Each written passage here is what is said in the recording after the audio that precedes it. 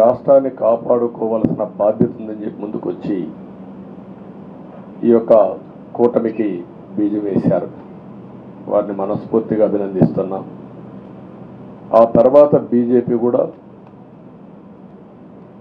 ఈ కూటమిలో భాగస్వాములయ్యి ముగ్గురం కూడా మీరు ఒక్కసారి ఆలోచిస్తే ఒకరు ఎక్కువ ఒకరు తక్కువ కాకుండా ముగ్గురం కలిసి పనిచేశాం.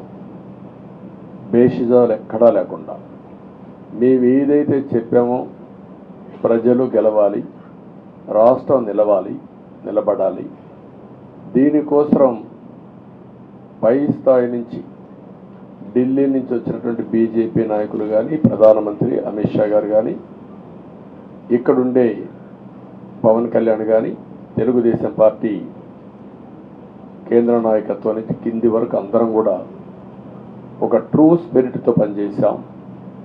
175 అసెంబ్లీలు, 25 అసెంబ్లీలు అన్ని పార్టీలకు సంబంధించిన సీట్లుగా ఎన్డీఏలో భాగస్వాములుగా ఒక బాధ్యతతో ముందుకు పోయాం. అందుకే ఈ అనూహ్యమైనటువంటి విజయాన్ని సాధించగలిగాం. ఇక్కడి నుంచి బాధ్యత ఉంటుంది. ఆ బాధ్యతని ఏ విధంగా చేయాలనో అవన్నిటి కూడా ప్రణాళికలు తయారు చేసుకుంటాం. అంటే ఈ 5 సంవత్సరాలు జరిగిన విధ్వంసం మీరు ఒకసారి చూసిన తర్వాత ఇది ఒక 30 సంవత్సరాలకు ఎంత డ్యామేజ్ చేయాలనో అంత డ్యామేజ్ జరిగింది. వ్యవస్థలు విధ్వంసం అయ్యాయి. మొత్తం ఎకానమీ కుప్పగూలిపోయింది. అప్పులైతే ఎంత చేశారో ఇంకా లోతు పోతే తప్ప మనకు తెలియదు. ఎక్కడెక్కడ చేశారో ఏమేం చేశారో తెలియదు. ఇంకొక పక్క ఎక్కడికక్కడ సహజ సంపద, ఒక శాండ్ కావచ్చు, మినరల్ వెల్త్ కావచ్చు, లేకపోతే ఏదంటే అది ఇంకా మాకు అడ్డే లేదు, ఏమైనా చేయగలుగుతాం, ఎవరైనా అడ్డొస్తే తొలగించుకుంటా పోతామనే ధీమాతో ముందుకు పోయారు. కొంతమంది భయపడి రాలేకపోయారు, ఎదిరించలేకపోయారు. నా కళ్ళ ముందర ఒక రైతు చూస్తే ఆ పొలం పక్క నుండి ఇసుక తీసేస్తే అక్కడ భూగర్భ జలాలు ఉండవు. వ్యవసాయానికి నీళ్లు కూడా కొరత వస్తుంది. పక్క నుండే పొలాల్లో కూడా నీళ్లు ఉండవు. కానీ మాట్లాడే సాహసం చేయలేకపోయాడు.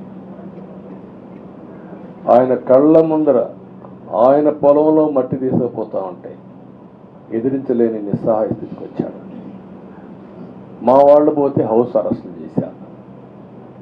ఇవన్నీ చెప్పుకుంటూ పోతే ఒకటి కాదు, చాలా జరిగాయి.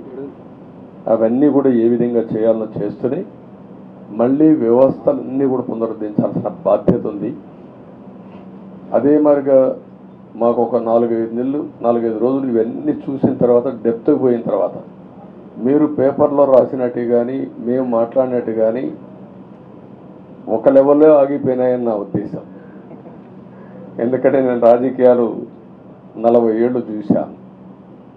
ప్రభుత్వాలను మేము అధికారం ఉన్నప్పుడు చూశాను, బాగు చేసి మళ్ళా అపోజిషన్కి వస్తానే వీళ్ళు నాశనం చేస్తే మళ్ళీ నేను అధికారంలోకి వస్తానే దాన్ని బాగు చేయాలంటే ఎన్ని కష్టాలు ఉన్నాయో నేను చూశాను.